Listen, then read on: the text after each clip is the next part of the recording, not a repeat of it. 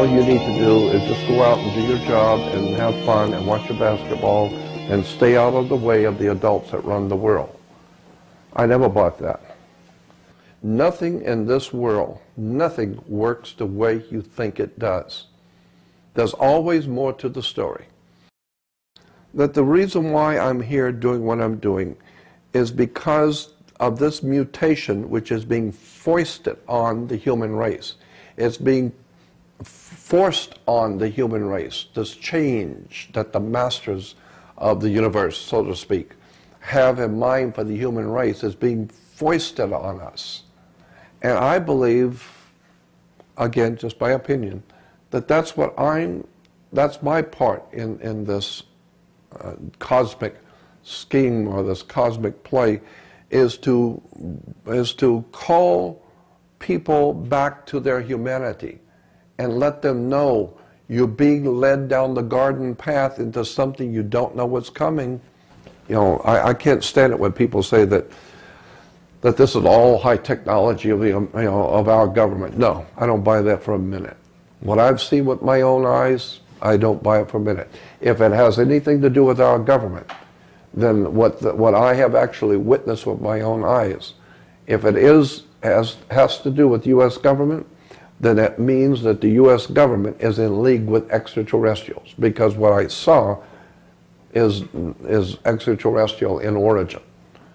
But I am totally convinced that there is now on the earth, again, for a lack of a better term, alien presence, which are the enemies of the human race.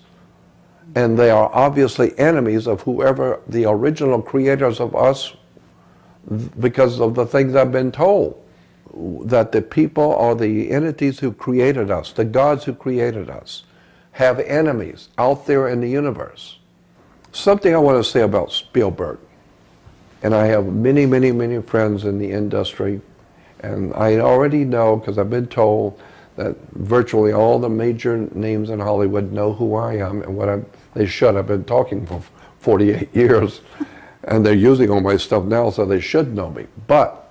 And so I'm saying that I am totally convinced, beyond a shadow of a doubt, for myself, that there are such things as reptile aliens. Though I have never seen one, thank God, but I totally believe they are here. Not because of David Icke, not because of Krito Mutwa, who I love listening to, a wonderful, fascinating man.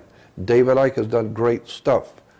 But I believe there are reptile aliens here because of my own personal research. Be aware that there is a war for your soul. Talk about. You better get that. I think we start capturing your updates now. Yeah, exactly. Okay, and that goes for you too. Watch your mouth. My rules, all right? No cameras, no comments from the side, from the peanut gallery, unless they are invited. All right? Are we all on the same page? Let's have a clap. Okay. And action. Jordan Maxwell. I am very excited to be here with you today, and Bill Ryan and I'm Carrie Cassidy from Project Camelot. Couldn't be more thrilled to have this honor of interviewing you. You're one of the preeminent researchers. You've been on the scene for over 40 years. I think you're really responsible for David Icke and Zecharia Sitchin and, I don't know, numerous others coming to the fore, talking about secret societies, the Illuminati, and really the powers that be behind the scenes. And there's just no doubt that everyone, Hoagland, I mean, you name it, even Wilcock, everyone owes you a great thank you for bringing this subject matter to the fore and for your amazingly diligent research in this area. You're an amazing mind. You're really you're a national treasure, if you don't mind my saying so, here in America, and I know you've been noticed overseas in that respect as well. So, what do you have to say for yourself? Can you give a better introduction than that? I would say that you are being very generous and very kind, and I appreciate all your words, but I view myself as just an ordinary person, just doing what I love to do, and that is to look behind the scenes of world events, how things really work, and I started doing this kind of research diligently. I grew up, even as a child, spending most of my time in the library where all the other kids were out playing. I was sitting in libraries, and so I've always been interested to know things that other people don't seem to even know exist. And I've always been interested in the secret side of life, all of the hidden things in the world that most people are not even aware of. I'm just fascinated with how much there is to know that most people don't even know exist. And so I grew up thinking that way, and by the time I was 19 years old, when I ended up in Los Angeles, I decided to dedicate my whole life to studying what I would call the world of the occult. The word occult simply means hidden. And so much of real knowledge and wisdom is hidden because the people who run this planet feel that true knowledge and wisdom of how the world really works is it's knowledge that you don't need to know. And all you need to do is just go out and do your job and have fun and watch your basketball and stay out of the way of the adults that run the world. I never bought that. When I was a child, I used to, of course, be happy when my family would have other families coming over to visit because they would bring their children and I would have people, I'd have kids to play with. But after dinner, the women would always end up in a group and they're talking women talk. And my dad and his brothers and whoever else was there, all the men would go in the front room and smoke the cigars and have the wine and talk men talk. And so my dad and my uncle especially would always say, well, you kids going out and play ball. And I would tell my uncle, because I loved my dad's brothers were wonderful. I loved them all. And so I would tell my uncle, I don't want to go out and play ball. I want to hear what you guys are talking about. Because I'm assuming if you want me to go out and play ball, that you're going to talk about something you don't want me to hear. I'm real curious to hear what you want to talk about that you don't want me to hear about. And so even as a kid... You used to say that to them. Yeah. Really, yeah. So you're incredibly precocious, basically. Yeah, and so what they would do is my uncle and my dad would say, well, we'll go out and play. We'll go out and play too. You know, acting like, okay, we don't need to talk about anything. So we would go out, and of course all the kids would now want to go out because my dad and my uncle is going to be playing with us. So we would all go out to play ball because now the adults were with us. And of course, about 10 minutes into the game, my dad would get tired, you know, because he works all day, so he's tired and that kind of story. So he comes in, and then my uncle a few minutes later would come in. But now the kids we're playing ball, so now we're happy. I see that today. The President of the United States goes to the opening ball game and he throws out the first ball. That's Daddy throwing out the first ball for all the kids to be there. And all the kids are watching their little silly ball games. And then, of course, they would shoot into the audience of the ball games, and you see the movie stars and big-name politicians there watching the game. And I think, you know, I know what that is. It's just the guys who are running the planet want all the poor people, all the kids to know that we're adults who are running the world. We're human like you. We like to come out to the basketball game and see the ball games. And it kind of makes everyone feel kind of happy that our national leaders and our movie stars are like us. They love the ball games too. I never fell for that. I know what's going on. These guys couldn't care less. But it's just politics. It's just, you know, go out and let the people see that you are human like everyone else. I never bought it. I want to know about what these guys are talking about at 2 o'clock in the morning when everyone else is asleep. That's when these guys talk. Absolutely. Can you possibly feel comfortable enough to share what you shared with us last night about the meeting with that very special person? The one with yeah, I the know what you're girlfriend saying. I'm just trying to think, am I comfortable talking about it? I understand. Well, let me go on first and lay some more foundation. All right. So it didn't take me very long to figure out that so much of what is going on, humans are not being told. We are not being told the real truth. And I'm going to, a couple of things in particular I want you to know, and I want you to remember. Nothing in this world, nothing works the way you think it does. There's always more to the story. You hear about some marriage breaking up, and the husband did this, the wife did that, and it's very obvious what happened. No, it's not obvious what happened. There's a lot more to the story you don't know. You don't know her background, her past. You don't know his past. You don't know what was going on in the family. You have no idea. So nothing is simple. This is why you have courts. So I found that nothing in this world operates the way you think it does. Banks do not loan money. Governments are not empowered to protect you. Police department is not there to serve you. Institutions of higher learning, colleges and educational institutes are not there to educate you.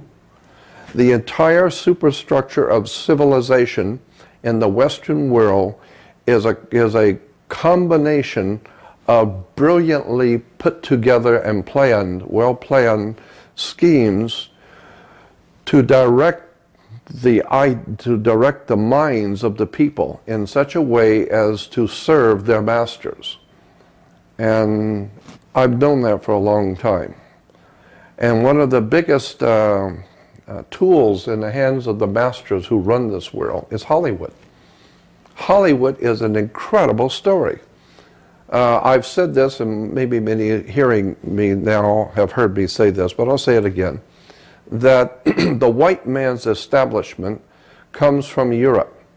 And in northern, southern, well, all four, northeast, south, and western Europe, even at the time of the Roman Empire and before, that whole section of Europe that we call the center for the white man's presence on the earth was quite literally ruled over, ancient Europe was ruled over by a priesthood called the Druids. And the Druids were they were the ministers, the priests, the judges, the lawyers, they were the religious leaders. So there was a priesthood that dominated Europe. It still does. Europe is still a Druidic country, and America is a Druidic country. And unless you understand the Druidic system, then you're never going to figure out what's going on in America and England. But one of the most important symbols in the Druid system was a magic wand, like Merlin the magician with the magic wand, and also the orchestra leaders and conductors always have a magic wand. And you had better play to the tune of the master. He directs you to play, and he directs you to stop with the magic wand. So you're dancing to his music, okay? Magic wands were always made out of the wood of a holly tree. It's made out of Hollywood. And Hollywood is a Druidic establishment. And the symbols, the words, the terms, the stories are designed. Think about it. Think about how Hollywood does what they do. I'm not saying they're evil, I'm just explaining how Hollywood works. You have, first of all, a story. So somebody has to write the story. All right, so now you've got a story. Now you have to give it to a screenwriter who's going to adapt that story, excuse me, adapt that story into a screenplay. Because you can't just tell the story, you have to design it to be a movie. Now once you do that, then you're going to have the actors, very important actors, because you're going to need people to act the part. And so it doesn't mean that they actually have human feelings. No, no, they're being paid to act like they care, to act like they love someone. It's an act. And so you're paying actors to act out the part that the screenwriters have written, and you want to make sure the actors do it just right. So you have to have a director, and he's going to direct everything you say and do the way he wants it said. Then you have, of course, the producer, and he's also subjected to the executive producer who's producing the money. And so all of this is a whole system of putting together a system of a story that tells you a story. It causes you to think in terms of what you just saw, so that people go out from the movie and think in their minds, this is the way you normally would react to a situation, the way that the guy in the movie did. And so that's why today, in the Western civilization, especially in the West, our ability to work with each other and live together as humans is so screwed up. Because we've been watching so much television and so many movies and so much silliness coming out of Hollywood, so much violence and sex and drugs and all the rest of it, that people have no idea in the world how to live anymore. They've lost their humanity. Okay, so you're saying that in many ways Hollywood movies and television are actually sort of doing behavior modification Precisely. on people to get them to behave in certain ways to think is socially acceptable, and then people actually go out and they act the way they're supposed to act rather than the way they really feel in any given situation. Exactly. Precisely. So it cements yes. the social structure. That's it. And I do understand that. Would you also talk about how movies are revealing the Illuminati agenda? Oh, God, yes. What a story that is. Absolutely. Even more so than you know. Even more so than you suspect. I have been looking at one subject for, well, since 1967. In Glendale, California, let me preface this. In Glendale, California, in 1967, I was researching communism for a lecture I was going to give, and I went to a World Book Encyclopedia, and there was a picture of the national coat of arms of the Soviet Union and the Soviet flag. And that was in 67. Well, I started speaking to small little groups in 60. So for 7 years, I'd already been talking to little mom and pop groups and little library rooms and all that, and little bookstores and all that kind of thing.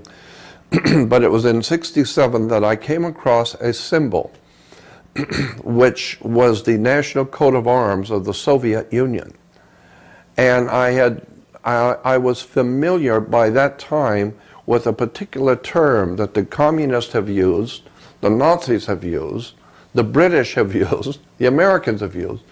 And the more I began to, and so when I saw this symbol and the term and the explanation for the symbol in the World Book Encyclopedia, it finally hit me that something is going on a massive, enormous scale around the world. And for the first time I saw it in the Soviet National Coat of Arms, because it was using the same words and terms that the Hitler had used, the Nazis had used, that the fascists had used in Italy. And now as I begin to look, the people of India used it, the governments around the world are using the same symbol. And so I knew that I had stumbled upon something of profound significance.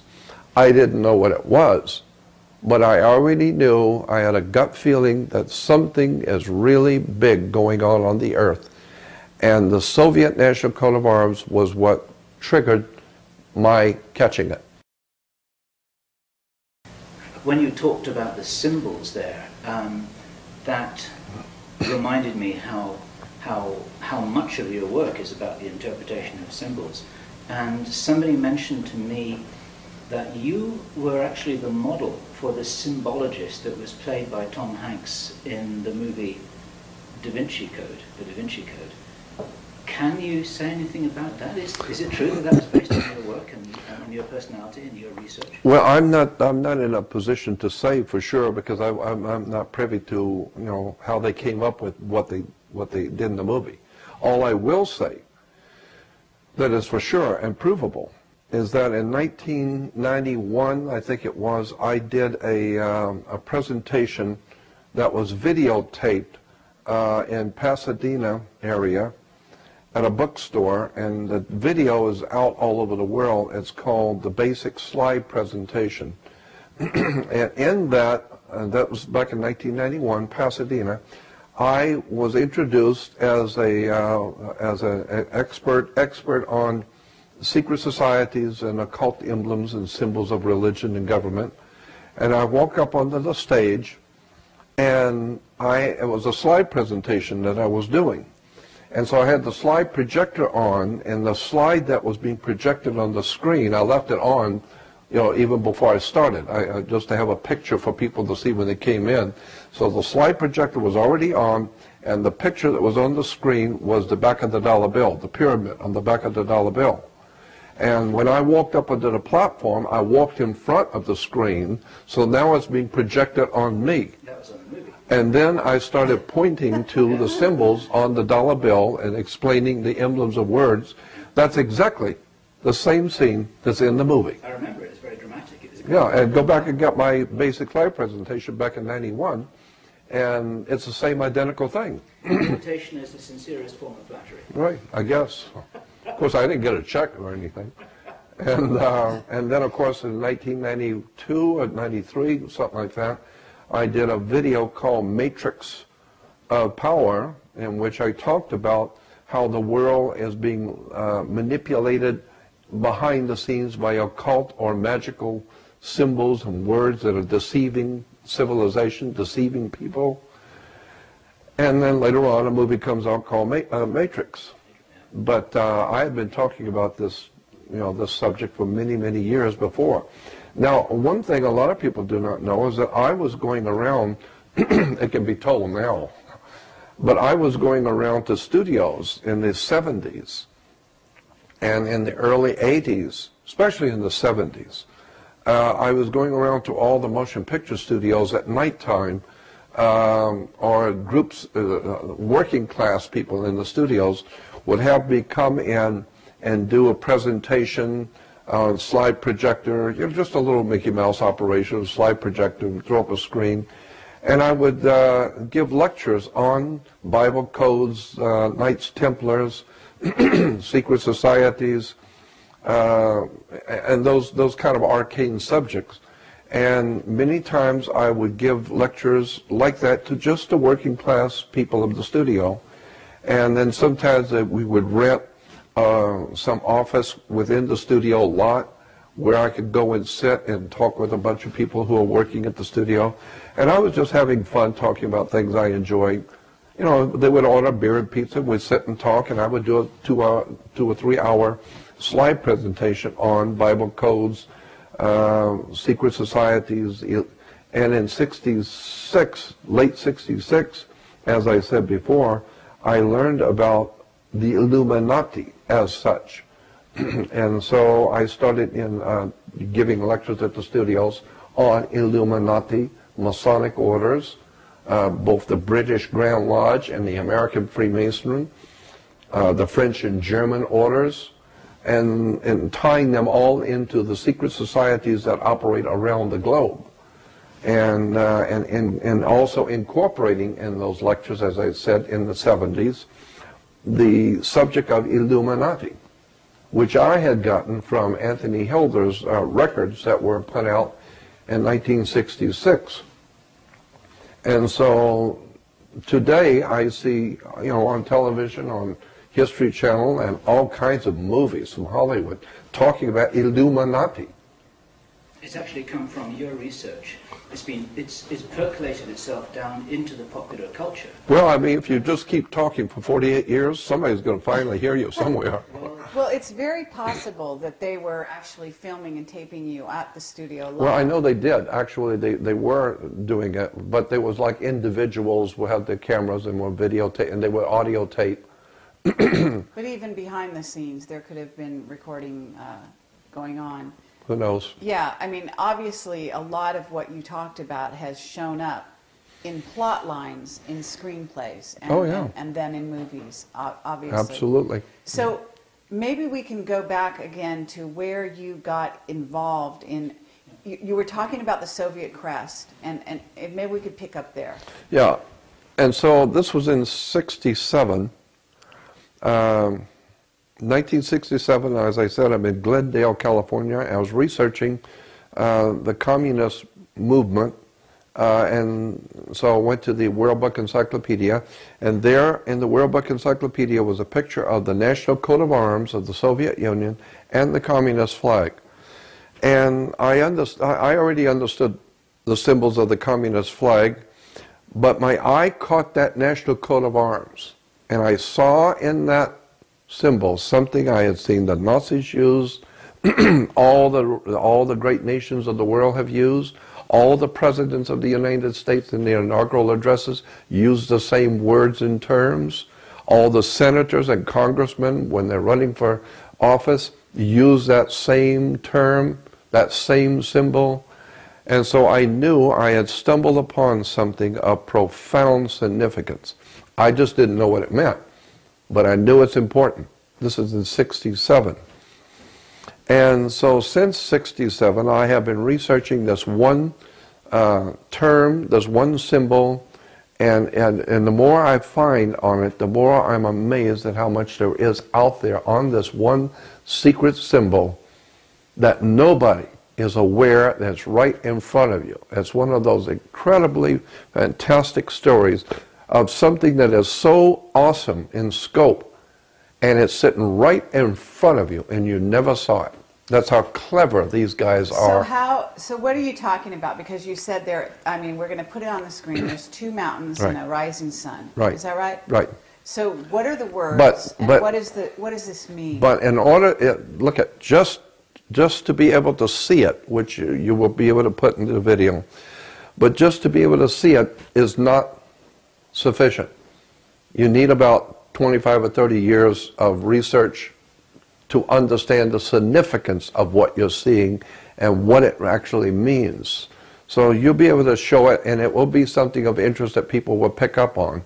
But believe me, there's a bigger story yet. So when you are hearing the term Illuminati or the concepts of secret societies, occult orders, and all that kind of thing, it's actually much bigger than you think. There's something far bigger going on the earth that most people are not aware of. Are we talking about the rising sun? Are we talking about the rising of the New World Order? We're talking That's right, about, exactly. We're also talking about something else, aren't we? Yes, that's right, something very big. Something more Something occult goes all the way now. back into BC, back into the ancient world. Zachariah Sitchin and I have talked about this. At one time, I was in business with Zachariah Sitchin. I helped send him to different countries, and we were going to do a television, a 13-week mini special I was going to do with Zach. And Zachariah Sitchin has been my dear friend and a brilliant man, and I was so impressed with him, I talked him into signing a contract with me to do a 13-week mini-series for television. And unfortunately, the attorneys and the people who were financing the project for me at the last minute, after we had already shot like 5 different countries, and we were almost through, they pulled the plug on the whole project. So it wasn't Zach's fault, it wasn't my fault, it was the people who were financing it, they faltered. But I've had a lot of opportunities to talk to Zachariah about things which I'm interested in. And I've learned a lot talking to him in private, which will unfortunately have to stay private. But okay, so you're not able to tell anything about something that he told you that was actually very serious? Well, no, it's just that the symbol I'm talking about is on the national coat of arms of the Soviet Union. So I would say anyone who's interested in this, look at the symbols on the national coat of arms and study it.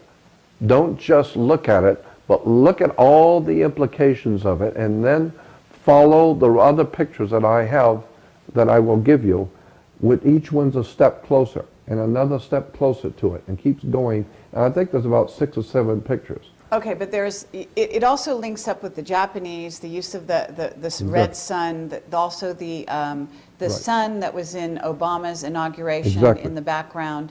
What about the Pittsburgh G20 summit?